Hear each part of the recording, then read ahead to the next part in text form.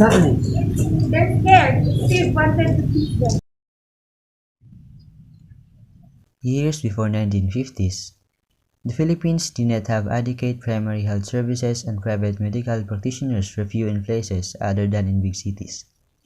Many communities suffered outbreaks of ailments which could have been prevented by vaccination, Steve among them. He was in his teens when smallpox disfigured his face with pockmarks. Steve lived his teen years and many years of adulthood suffering from humiliation with his pockmarked face.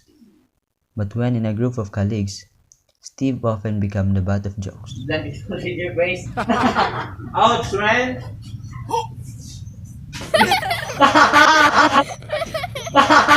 Stop it! Steve repeats the prank whenever someone will humiliate his pockmarked face. Since then, he received fewer and fewer taunts and jokes.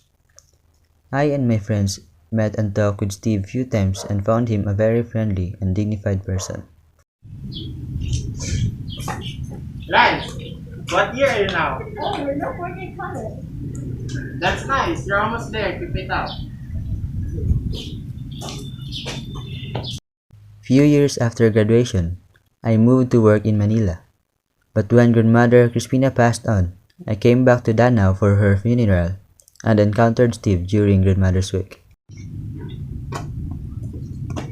Oh, Len, that's long time no see. Condolence, how's time? Well, right. What about you? Well, have some asaway. Steve, come here. Oh, wait, they're calling. See you later. I came back in Manila after the burial. Few years passed by. I went back home again to Danao when Aunt Margarita passed away. This time, I noticed a small house near the cemetery with kids running around the yard and candles and flowers sold at the base of the house. Then I saw Steve come out, so I go near.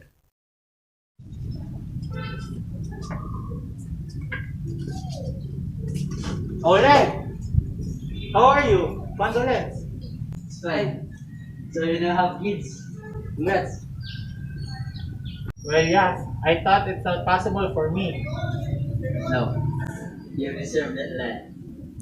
You really do. Unlike before, the cemetery was now very well kept and trees overlooked the tombs.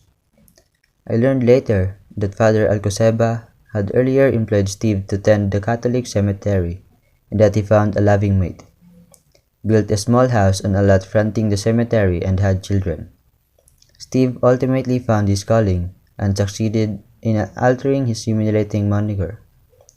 I left Danao confident the serenity of my ancestors' resting place was watched over by Steve, the cemetery keeper.